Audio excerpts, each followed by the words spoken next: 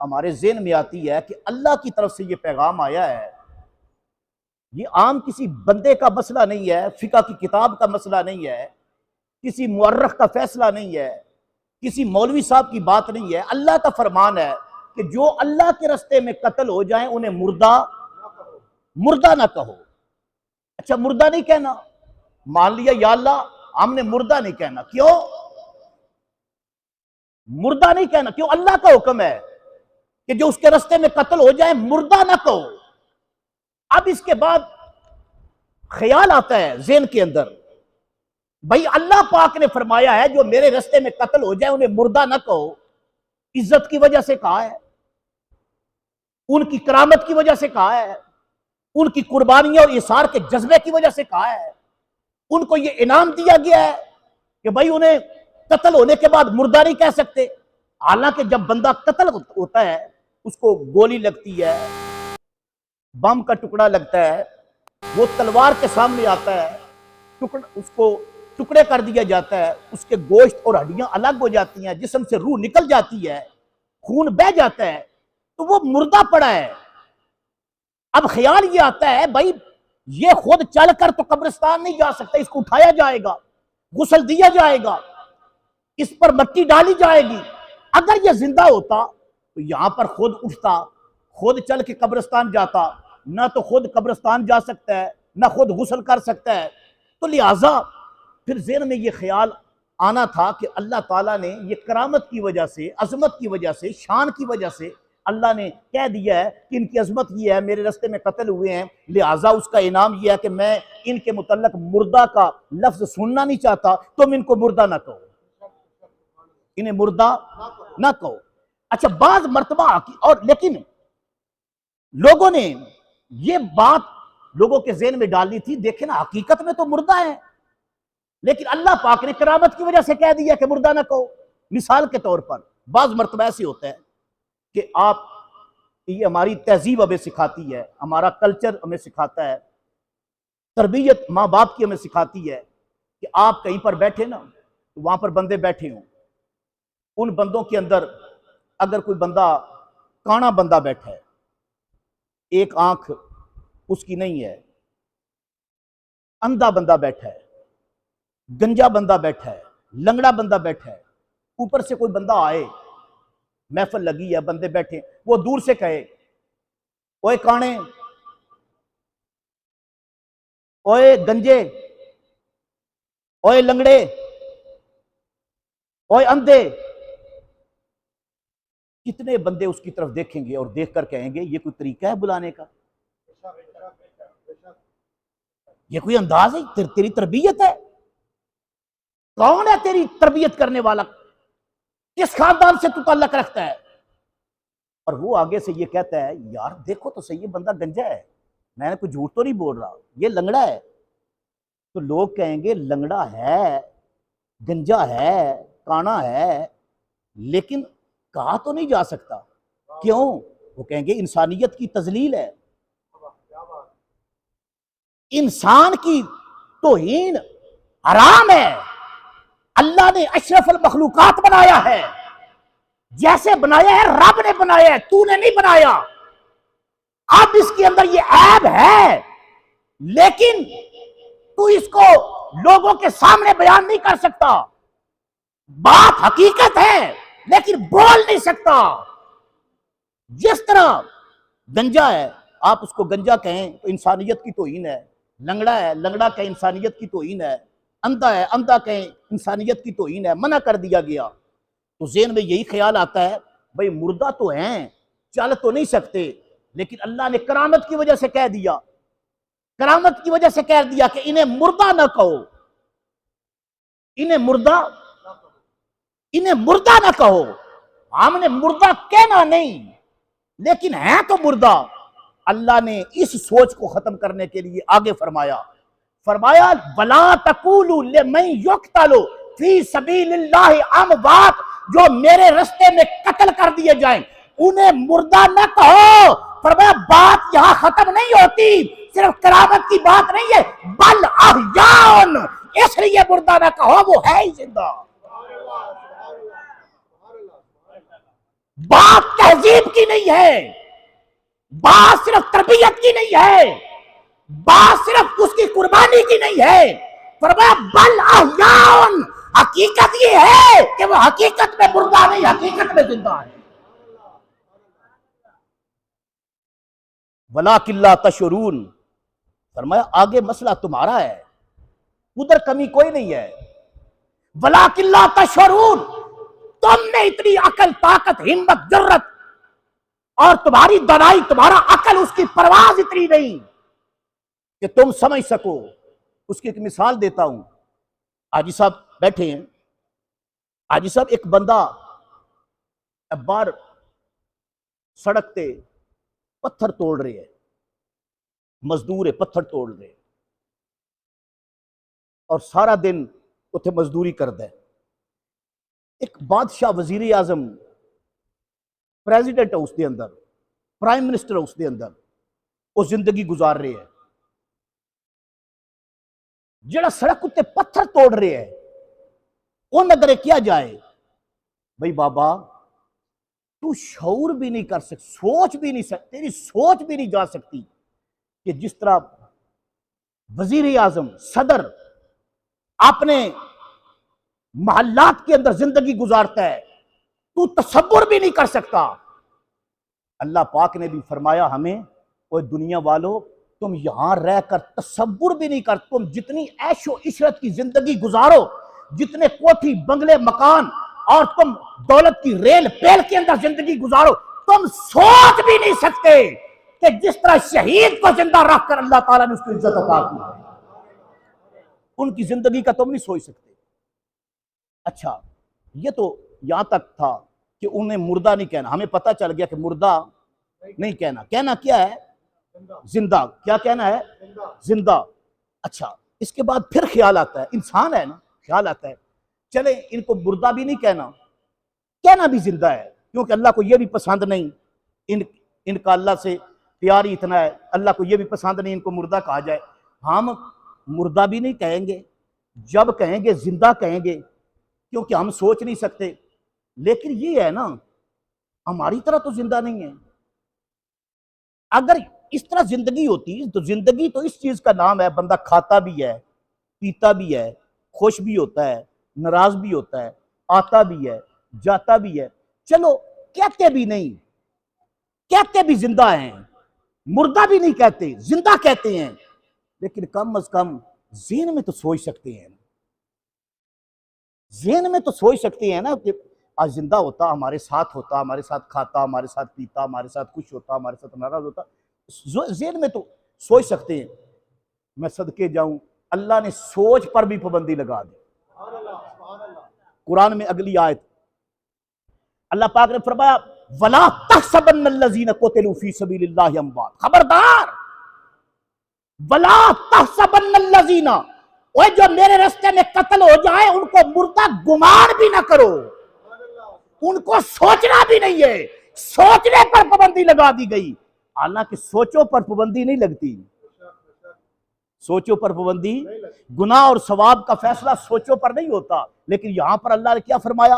फरमाया जो मेरे रास्ते में कत्ल हो गए उन्हें मुर्दा कहना भी नहीं, कहना भी जिंदा है, और उन्हें मुर्दा गुमान और सोच और ख्याल, वहम के अंदर, गुमान के अंदर अकेले बैठकर उन्हें मुर्दा सोचना भी नहीं है।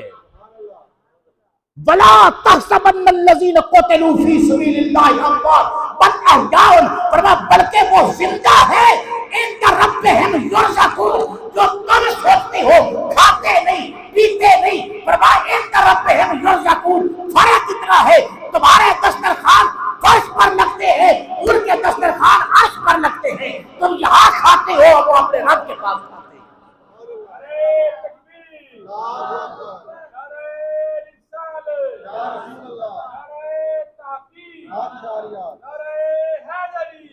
फरमाया वो ऐसे जिंदा है, तुम दुनिया का रिज़्क़ खाते हो, उन्हें रब खिलाता है, वो जन्नत का रिज़्क़ खाते हैं, तुम्हारे दस्तरखान जमीन पर लगते हैं, उनके दस्तरखान अपने अल्लाह के हुजूर लगते हैं। फरमाया वला तहसबन्नल्लज़ीना कुतिलू फी सबीलिल्लाहि अमवात बल अहयाउन इंदा रब्बिहिम युरज़क़ूना फारिहीना, फरमाया रिज़्क़ भी दिया जाता है फारिहीना, वो रिज़्क़ लेकर खुश भी होते हैं, वो उनकी खुशी भी कुरान ने बयान की, उनका रिज़्क़ खाना भी कुरान ने बयान किया, उनको मुर्दा ना कहना इस पर भी पाबंदी लगा दी गई, उनको जिंदा कहना ये भी बता दिया गया। लोगों ये तो शहीद है, शहीद की जिंदगी की है, जिंदगी की अजमत है।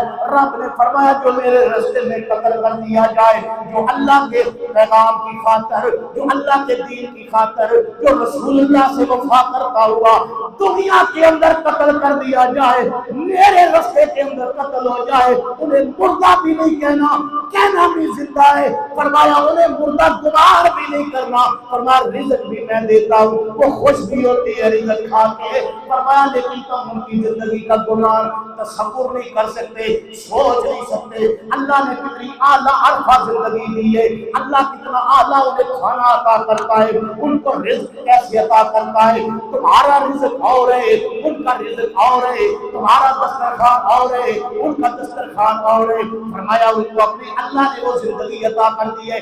लोगों शहीद तो वो है जो नबी के दीन पर कुर्बान हो जाए, जिस नबी के दीन पर कुर्बान होना शहादत कहलाता है, जिस नबी से वफा करना शहादत कहलाता है। मैं आपसे पूछता हूँ, अगर नबी से वफा करने वाला दुनिया के अंदर कत्ल हो जाए, उसको मुर्दा नहीं कह सकते, वो जिंदा है, गुमान भी नहीं कर सकते, वो जिंदा है, वो जिंदा है, वो जिंदा है, उसको मुर्दा कह भी नहीं सकते। लोगों अगर मुस्तफा से वफा करने वाला शहीद जिंदा है, जिसके साथ वफा करके वो शहीद हो रहा है, उसका नबी मुर्दा कैसे हो सकता है?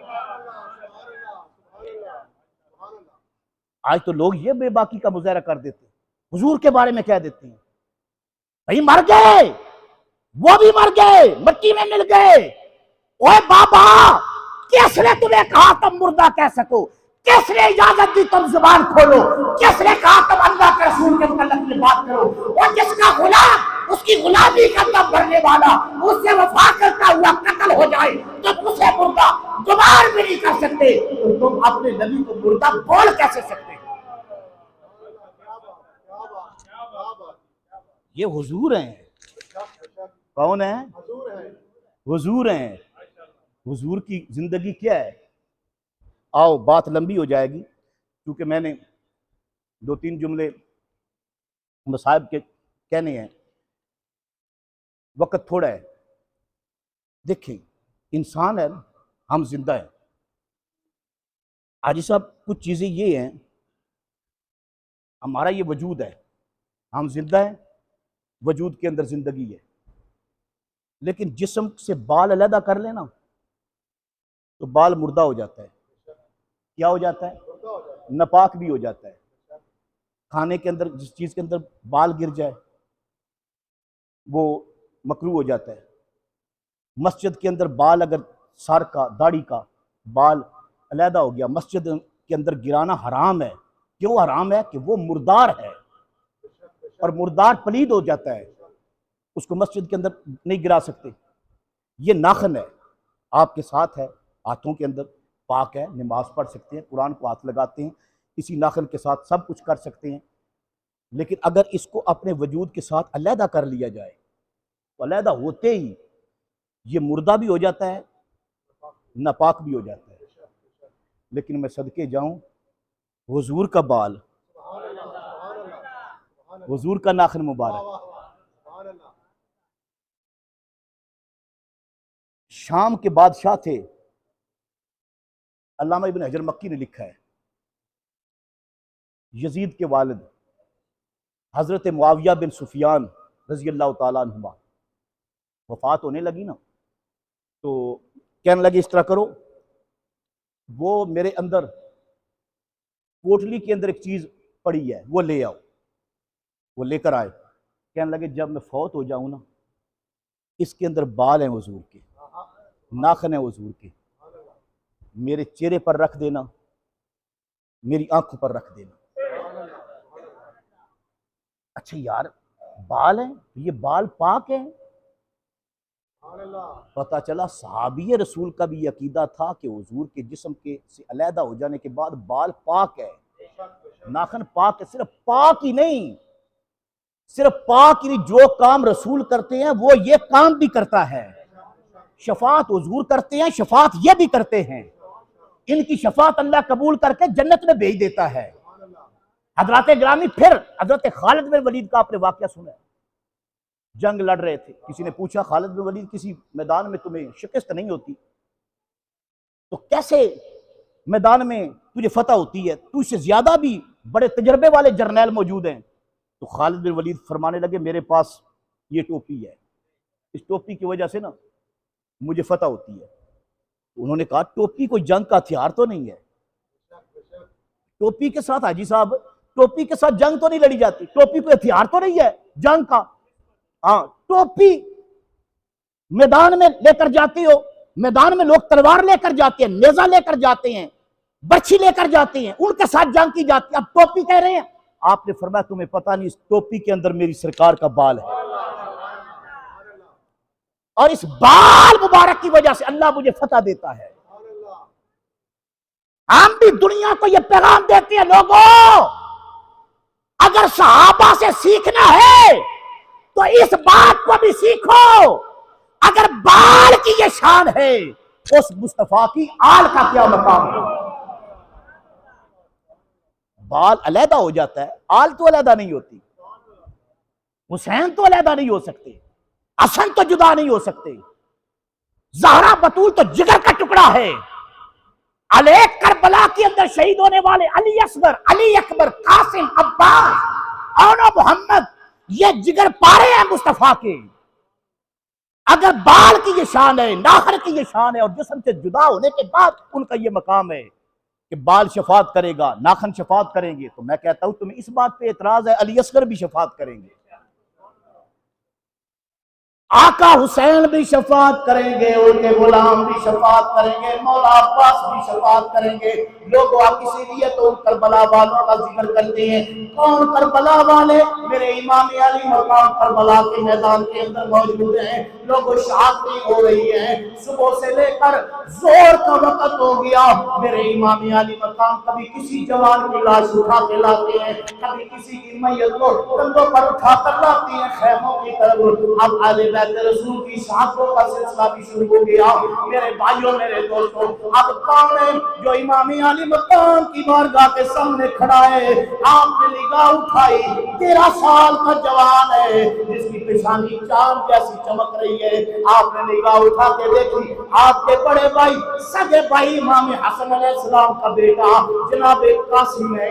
सूरत की तरह भी हसन नजर आते हैं, सूरत की सीरत की तरह भी हसन नजर आते हैं, चलता भी हसन की तरह है, बोलता भी हसन की तरह है, मुस्कुराता भी हसन की तरह है। इतनी शानी के तौर पर इमाम अली मकाम जब भी खेमे के अंदर जाते आप परेशान होते, कासिम पाक का चेहरा देखते, अपने वीर हसन की याद ताजा हो जाती, लोगों अपने वीर की याद ताजा हो जाती, दिल को सुकून मिल जाता। अब जवान बेटा 13 साल की उम्र है, आज जोड़ के कहते चचा जान मुझे भी इजाजत दे दे, मैं भी चला जाऊं मैदान कारज़ार के अंदर यजीदियों के साथ मुकाबला करूं, जामे शहादत नोश कर लूं। बेटा तुम्हें पता नहीं करबला का मैदान कैसा है, सुबह से लेकर अब तक जो गया है वापस नहीं आया। बेटा वह जाने वाला वापस नहीं आता, तू किस रास्ते पर जाना चाहता है?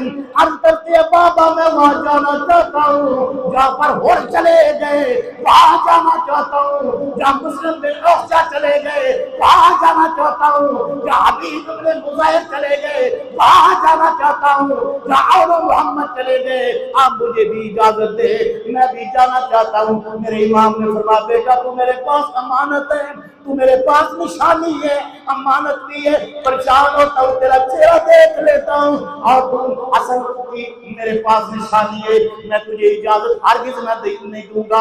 अंदर गए खेमे के अंदर, अपनी वालदा के कदमों पे हाथ रख के अर्ज करते हैं अम्मी जान चचा जान इजाजत नहीं देते, मेरे साथ सिफारिश के लिए चले। माँ को लेकर आए, इमाम हुसैन की बारगाह के अंदर वारदात करती है। आप फरमाती हैं देखिए आज अगर मेरे सरताज हसन जिंदा होते मैं उनको सिफारिश के लिए लेकर आती। हसन शहीद हो चुके हैं, मेरे पास और ऐसी चीज कोई नहीं जिसके सिफारिश पेश करूं। ये मेरे पास अमानत है। मेरे दो बेटे पहले शहीद हो गए आपके नाम पर, अब्दुल्ला भी शहीद हो गए, अबू बकर बिन हसन भी शहीद हो गए। ये मेरा कासिम है, इजाजत मांगता है, आप इजाजत दे दे, आप पर कुर्बान, आपकी वफा पर कुर्बान होने का जज्बा लेकर आए। मेरे इमाम ने फरमाया, मेरी बहन करबला के मैदान के अंदर मुझे और जख्म ना दो। मेरा सीना पहले ही जख्मों से छन्नी हो चुका है, मेरा जिस्म जख्मों से चूर हो चुका है। अब हसन का जख्म मैं बर्दाश्त नहीं कर सकता। मेरे पास ये निशानी है मेरे वीर की, मैं कभी इजाजत नहीं दूंगा। दोनों माँ और बेटा खेमे के अंदर जाके बेटे ने माँ की गोद के अंदर सर रखा। अम्मी इजाजत लेने के लिए क्या क्या मामला इख्तियार करूं, चचा कैसे राजी हो जाएंगे।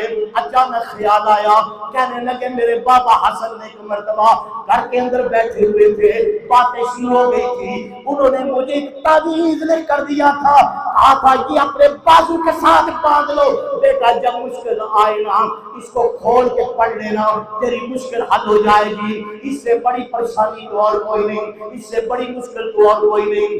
जल्दी जल्दी उस तवीज को उतारा, उतार कर खोला, खोल के जब पढ़ना शुरू किया, उसके अंदर क्या लिखा हुआ था? लिखा हुआ था, वो लोग तो आज कहते हैं नबी को गैर का इल्म नहीं है, मैं नबी के नवासे की बात कर रहा हूँ। क्या लिखा हुआ था? लिखा हुआ था, बेटा मैदान करबला है, शामियों और कूफियों की बेवफाई के अंदर मेरा वीर हुसैन करबला के अंदर मौजूद है।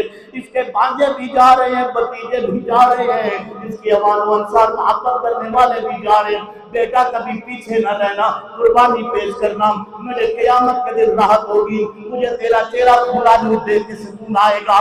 बेटा हुसैन पर कुर्बान हो जाना, हुसैन से वफा करना। अगर इजाजत न मिले, ये मेरा खत मेरे मेरे वीर हुसैन को दिखाना, वो तुझे इजाजत दे देंगे। अल्लाह की कसम छलांग लगा के उठे और तेजी के साथ उठकर कहते हैं, अम्मी मामला तो हल हो गया है, मुझे मेरे बाबा की तारीफ मिल गई है। इमाम हुसैन खेमे के अंदर तलवार की टेक लगाकर बैठे थे। जनाबे कासिम बिन हसन तशरीफ लाए, आकर पाँव में बैठ गए। आपने फरमाया, बेटा एक बार जो मना किया इजाजत नहीं दूंगा। फरमाया, आप खुद नहीं आया, किसने भेजा है? फरमाने लगे, अब तो मेरे बाबा आपके वीर हसन कोई तबाह ने भेजा है। तहरीर निकाल के सामने रख दी। फरमाया, आप खुद पढ़ ले। इमाम हसन का लिखा हुआ खत जब इमाम हुसैन ने करबला में देखा होगा, मदीने की यादें तो आई होगी, बचपन का जमाना तो याद आया होगा, रसूलुल्लाह की गोद के अंदर खेलना तो याद आया होगा, नबी का मिंबर से उतरकर दोनों को उठाना तो याद आया होगा। ये सारी चीजें जब याद आई, आंखों से आंसू की बरसात आई और जल्दी जल्दी फरमाने लगी, बेटा जा, मैं तुझे इजाजत देता हूँ, मैं इजाजत देता हूँ। अब अपने वीर के हुक्म के सामने मैं दम नहीं मार सकता, किसी तरह से इजाजत है। कासिम बेटा जा, इजाजत है, मैं तुम्हें इजाजत देता हूँ, जा मैदान करबला के अंदर चला जा, नाने के दीन पर कुर्बान हो जाओ। हसन बिन अली सवारी पर सवार हुए। लोगों जरा देखो तो सही, इनका क्या आलम है। कहते हैं कि अली पाक का घर भी क्या घर है कि इस घर का हर एक बच्चा जिसे देखो वो शेर खुदा मालूम होता है।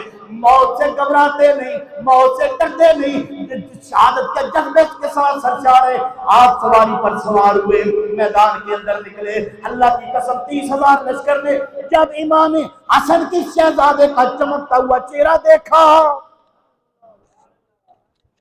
अमर बिन साद पूछने लगा औली से, शिमर से, ओए ये कौन है? चांद सा चेहरा लेकर जो मैदान में उतरा है।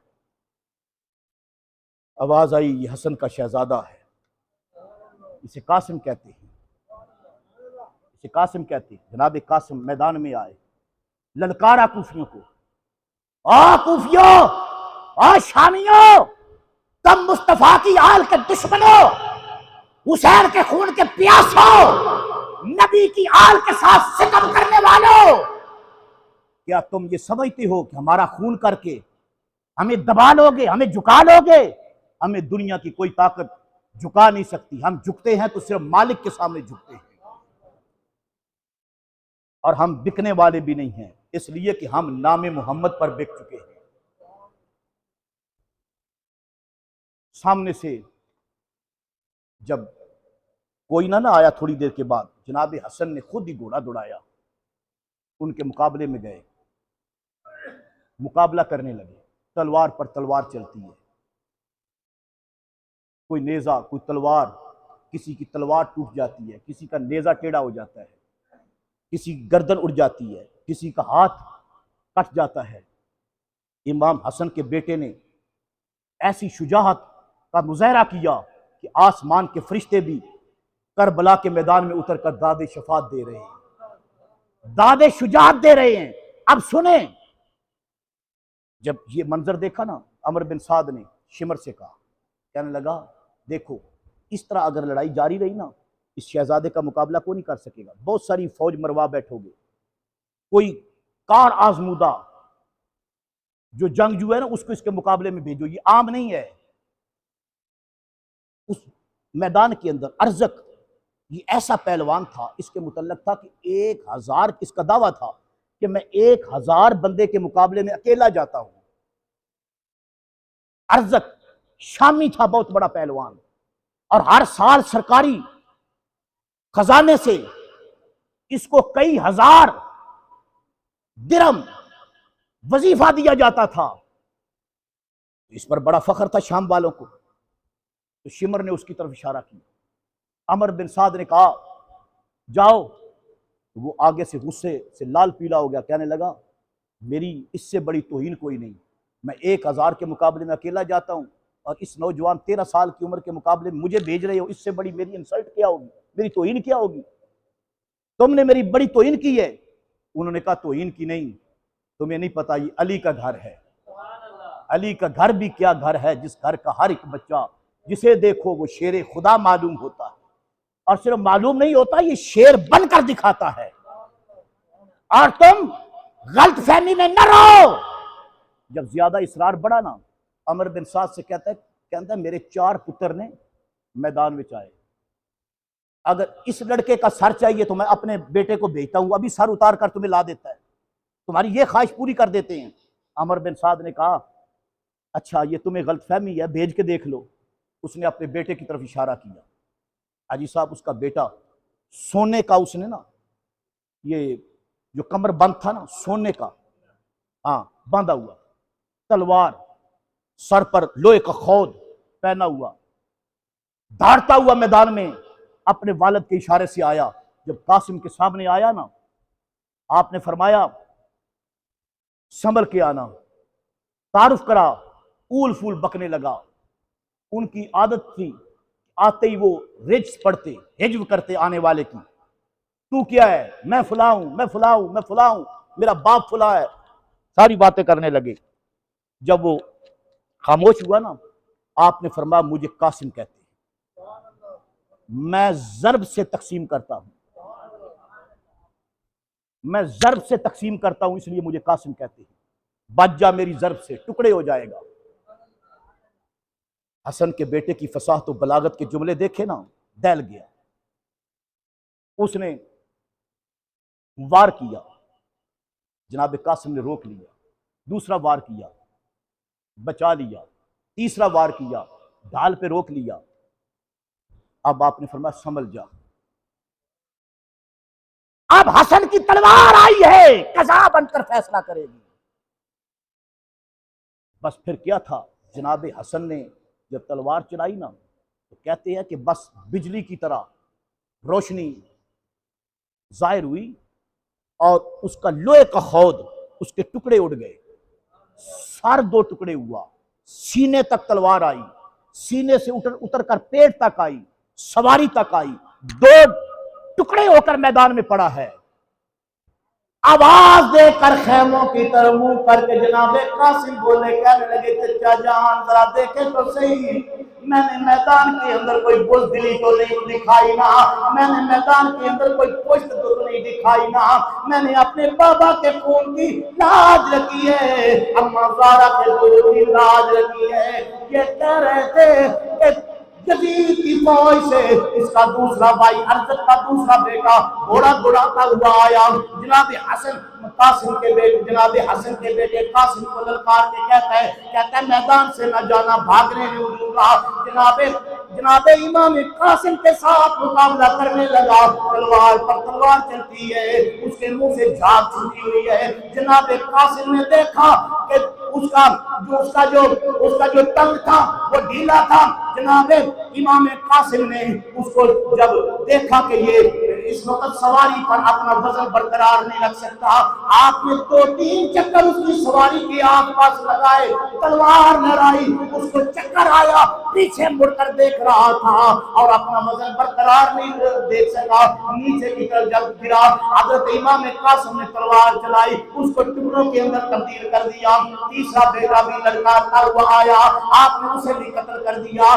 चौथा बेटा जब आया, इमाम कासिम ने उसकी लाश के टुकड़े भी उड़ा दिए, जमीन के अंदर ऐसी तारीख करबला के अंदर रकम कर दी। बस इन चारों का कत्ल हो रहा था। अर्जत मैदान के अंदर घोड़ा दौड़ाता हुआ आया, जिसकी दुनिया तारीख कर चुकी थी, जिसकी दुनिया की सारी कमाई बढ़ चुकी थी, जिसके बेटों की लाशें करबला के मैदान के अंदर बिखरे हुए थे। ये अफरीद किस्म का इंसान था, ये बहुत बड़ा जसामत वाला इंसान था। ये दौड़ता हुआ मैदान के अंदर आया। जब आया कासिम के सामने खड़ा हुआ, इधर मेरे इमाम ने खैमों के अंदर खड़े होकर जब देखा कासिम के सामने अर्ज खड़ा है, अल्लाह के बारगाह के अंदर हाथ उठाए। हाथ उठाने के बाद अर्ज की, मौला मेरा 13 साल का कासिम है, ये तो बड़ा नाराज मुदाहिल का पहलवान शामिल होता है। मौला मेरे कासिम का जिस्म भी देख, इस बेईमान की अफरीदी ताकत भी देख। मेरे मौला मैं कासिम को तेरे सपोर्ट करता हूँ, इस बेईमान को मैं कासिम के सपोर्ट करता हूँ। इतना कहना था, सामने आकर जब बातें कर रहा था, इमाम कासिम ने फरमाया, आपने फरमाया मैंने तो अर्जत तेरे मुतल्लिक सुना था, 1000 बंदे के मुकाबले में तू अकेला चला जाता है। मैंने ये भी सुना था तुझे सारे के सारे तरीके आते हैं जंग करने के। मैंने ये भी सुना था जब तू मैदान में जाता है तू बड़ा संभल के जाता है। कहने लगा बिल्कुल ऐसे ही है। आपने फरमाया लेकिन अब मेरे सामने आए, जरा देखना तूने अपने घोड़े का तंग भी नहीं बांधा, वो नीचे होता है ना, तूने वो वाकई वो तेजी के साथ आया ना, बच्चों को देखता हुआ कत्ल होते हुए, तो उसके घोड़े का तंग जमीन की तरफ लटका हुआ। आपने फरमाया तुझे तो पता ही नहीं है, लड़ाई करने का नहीं पता।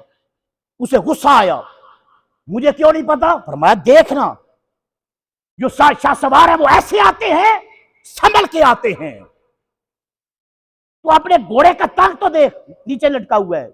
वो जोकर ना नीचे जब देखने लगा ना, उसको बांधने लगा। इमाम हुसैन ने खैमे की तरफ खड़े होकर आवाज दी, फरमाया बेटे कासिम वक्त है, जल्दी कर, इस बेईमान पर हमला कर। जनाब कासिम पाक ने तलवार चलाई, अल्लाह की कसम उस बेईमान को टुकड़ों के अंदर तकसीम कर दिया। फिर क्या था, पूरा लश्कर 30,000 का इमाम कासिम पे टूट पड़ा। हर तरफ से नेज़े चलाए जा रहे हैं, हर तरफ से तलवारें चलाई जा रही हैं। और फिर लोगों का आया जब इमाम हसन मुज्तबा के शहजादे को सामने से नेज़ा लगा, जब नेज़ा लगा चकरा कर जमीन की तरफ आए। जब जमीन की तरफ आए आवाज दी, या मौलाई अदरिकनी, आका मेरी मदद के लिए तशरीफ लाए, मैं जा चुका हूँ, मैं दुनिया से जाने वाला हूँ। फिर क्या था, 30,000 का लश्कर था, हसन का बेटा एक कासिम था। लोगों क्या था, शहीद करने के बाद घोड़े उड़ाए जा रहे हैं, पसलियां तोड़ी जा रही हैं, हड्डियां तोड़ी जा रही हैं, हमले किए जा रहे हैं, तलवारों के वार किए जा रहे हैं। फिर जब जनाब इमाम अली मकाम मैदान में आए, लोगों करबला ने ऐसा खौफनाक मंजर नहीं देखा, नया आसमान ने देखा है। जब नबी का शहजादा हुसैन मैदान में आया, आपने कासिम पाक की लाश देखी, लाश के छोटे छोटे टुकड़े बिखरे हुए थे करबला के मैदान में। मेरे इमाम तशरीफ लाए, मेरे इमाम ने देखा हजरत कासिम के टुकड़े। आपने कंधों से आप चादर उतार कर जमीन पर रखी, जमीन पर रखकर मेरे इमाम अपने भतीजे की लाश के टुकड़े उठाते जाते हैं, चादर में रखते जाते हैं। चादर के अंदर रख कर मेरी इमाम ने गठरी बांध ली। गठरी बांध कर 13 साल के जवान को उठाया। लोगों कैसा मंजर होगा, आसमान की चीख उठाओगा, ये हौसला अहले रज़ा तू भी देख ले। ओ बेनियाज़े खूने वफा तू भी देख ले। आज हुसैन की वफा दे, आज हुसैन का सबर दे, आज हुसैन की इस्तिकामत दे। भतीजे 13 साल के भतीजे की लाश के टुकड़े उठाकर गठरी के अंदर खेमे के तरफ आए। लोगों ये नहीं हौसला तो हुसैन इब्ने अली का है। और ये गल्ला नाल यार कोई लाई फिर दे लाके तोड़ ली भाड़ियां औखियां ने। असगर हत्थां विच कुआ देना नाले भाई कटाणियां औखियां ने। चढ़ के नेज़े दी नोक ते चाटियां बुए यार दे पानियां औखियां ने। दायम अकबर जवान दी लाश ते, दायम कासिम जवान दी लाश ते, दायम औला मोहम्मद जवान दी लाश ते अंजूना बगानियां औखियां ने। ये कर गए करबला के अंदर हुसैन इब्ने अली। इसलिए हम कहते हैं हुसैन तेरी इस अज़मत को सलाम, तेरी इस्तिकामत को सलाम, तेरी जुर्रत को सलाम, तेरी हिम्मत को सलाम। इसकी हिम्मत पर अली शेर खुदा को नाज है, इसकी जुर्रत पर मोहम्मद मुस्तफा को नाज। अल्लाह पाक मोहब्बत हुसैन अता फरमाए। आखिर दावाना।